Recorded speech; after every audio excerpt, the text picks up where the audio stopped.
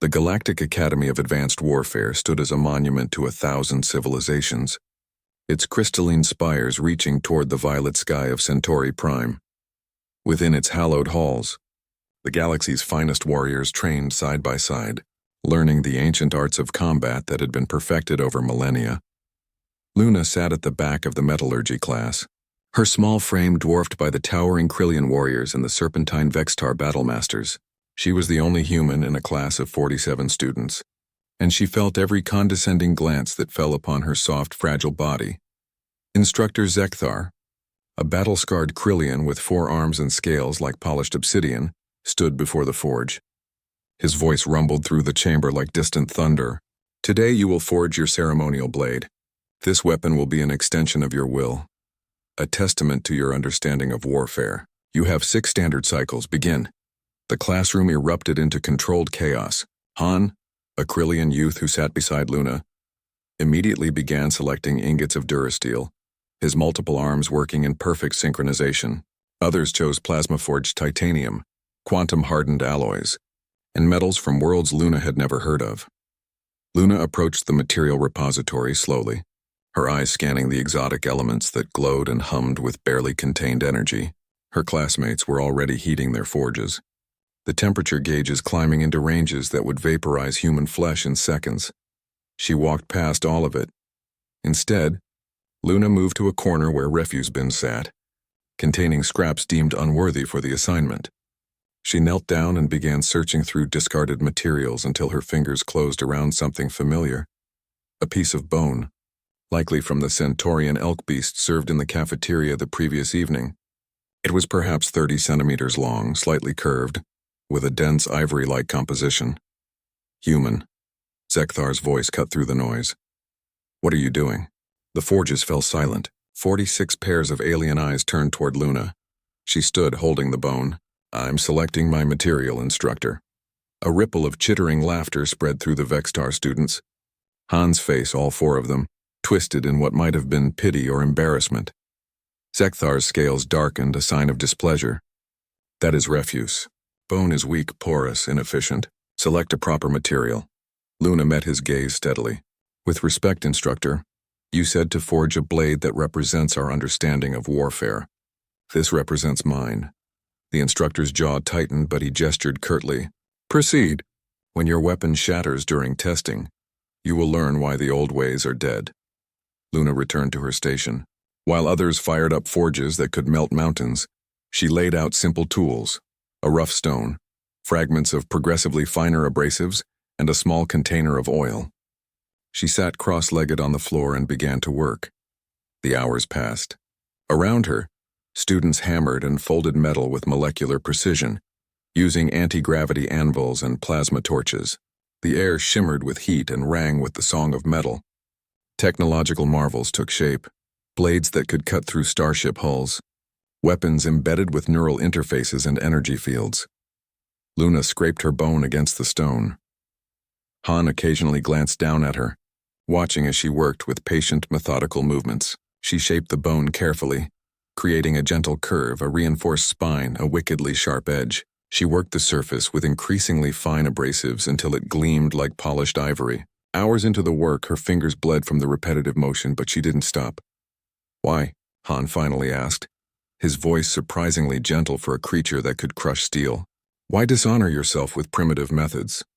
Luna paused, examining her work in the light. "My ancestors didn't have forges or exotic metals. They had what they could find: stone, bone, wood.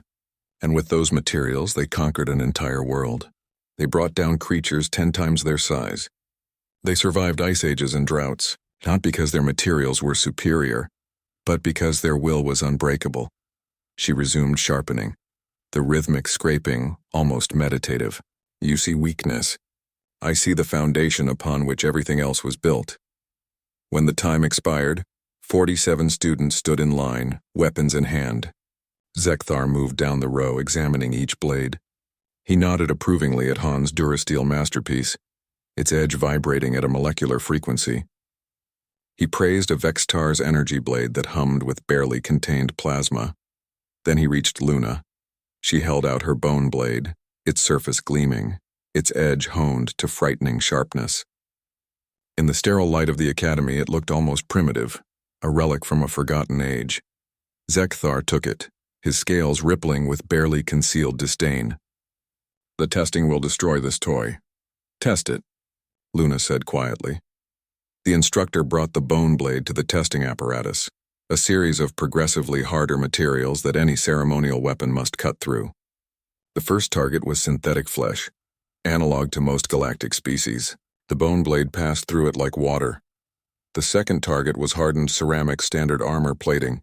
Zekthar struck with more force, expecting the blade to shatter. It cut clean through, leaving a mirror-smooth surface.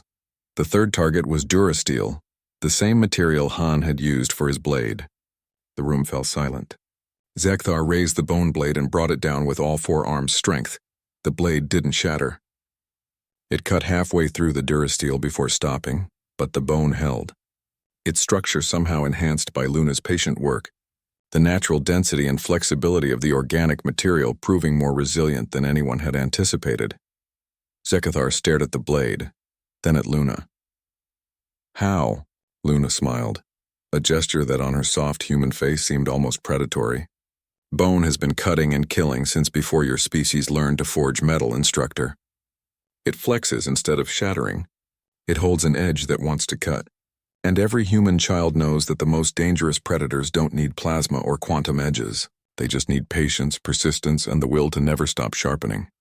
She took back her blade, its edge still perfect despite the test. "My ancestors brought down mammoths with sharpened stone and bone. They crossed frozen continents with nothing but primitive tools and determination. That's not weakness. That's why humans are here among the stars, holding our own against species that have been spacefaring for thousands of years before we discovered fire." Han watched her return to her seat, a new respect in his multiple eyes. Around the classroom, the alien students looked at the small human girl with something they hadn't felt before. Not pity, not amusement, but a cold understanding of what humanity truly represented. They had been given the finest materials in the galaxy and created masterpieces of technology. Luna had been given refuse and created a reminder that humans had crawled from the mud with nothing but sharpened bone and unbreakable will, and that had been enough to conquer a world. Zekthar set down his testing instruments, his scales shifting to a color that signified deep respect in Krillian culture. "Class dismissed. Except you, Luna. We need to discuss your placement in the advanced combat programs." As the others filed out, Luna remained, her bone blade resting across her lap, still sharp, still ready, a testament to the species that had turned weakness into their greatest strength. The end.